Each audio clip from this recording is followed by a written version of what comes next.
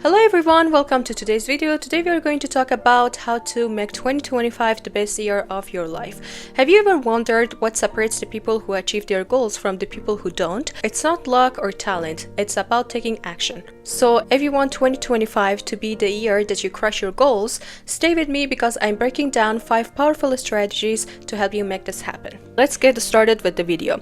So the first step is to write down your goals. First thing first, what are your intentions and what are your goals for 2025? Write them down. Why? Because this is backed up by science. A study found that people who write down their goals are 42% more likely to achieve their goals. That's almost half. When you put pen to paper, your goals are not wishes anymore. They are actually a plan. So writing down your goals helps you with clarity and gives your brain a clear target to focus on. Think about it. Imagine you're planning a trip and you don't know the destination. That way you're only wandering around the city. The same is true about our goals. So writing down your goals is like plugging in the destination into our GPS.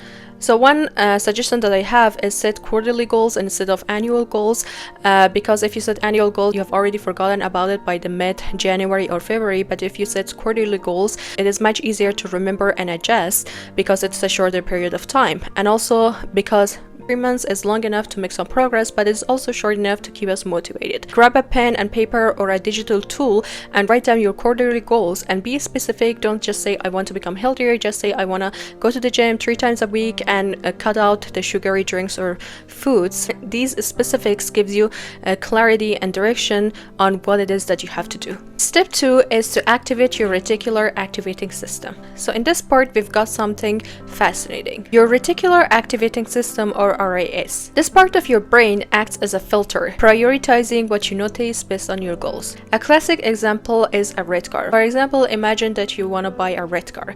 Suddenly you're seeing red cars everywhere. That is the RAS in action. So to make this work for your goals as well, look at your goals every day. Or if you can't look at them every day, you can look at them at least once a week. So every Sunday, dedicate 5 minutes of your time to reviewing your goals. Ask yourself, what were my quarterly goals and how am I doing? So by doing this, you're keeping your goals front and center. As Tony Robbins says, where focus goes, energy flows.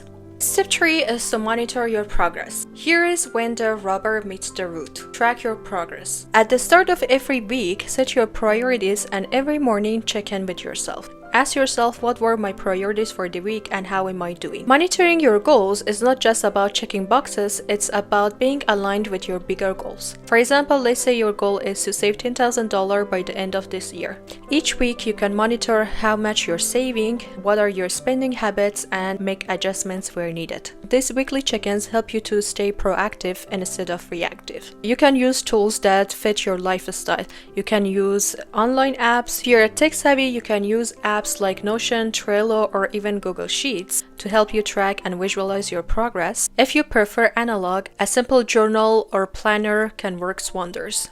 As Peter Drucker famously said, what gets measured gets managed. Without tracking, you're essentially flying blind.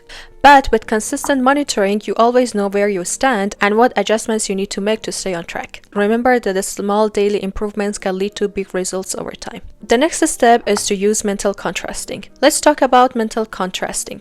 This is where you visualize both your outcomes and the obstacles on the way. Think of it as goal setting on steroids. For example, if your goal is to run a marathon, imagine finishing the cross line, feel the pride. You can imagine the end line, the pride and the accomplishment. Then you should think about obstacles as well. Lack of time, fatigue, or even self-doubt. The trick is to make plan for those obstacles. Mental contrasting is about considering the challenges as well and making a plan for them. And the last step is to tie your goals to an identity. This is a game changer. So for example, if your goal is to lose weight, don't just aim to hit a number on a scale. Instead, tell yourself that I'm a healthy person. So here's a quote to live by. We are what we do repeatedly. Excellence then is not an act, but a habit. Define who you want to be and your actions will eventually align with your identity. So these were the 5 strategies that I wanted to share with you, and remember that the thing that separates the people who achieve their goals from the people who don't is taking action. Consider these strategies and put them into action, and 2025 will be your year. Write down your goals, activate your reticular activating system, monitor your progress, use mental contrasting, and tie your goals to an identity. So success isn't about making excuses, it's about taking action. So let's make this happen and make 2025 the best year of our lives. As Zig Ziglar said, you don't have to be great to start, but you have to start to be great. And start today, take action, you got this. If you like this video, please consider subscribing to my YouTube channel, and I see you in the next video.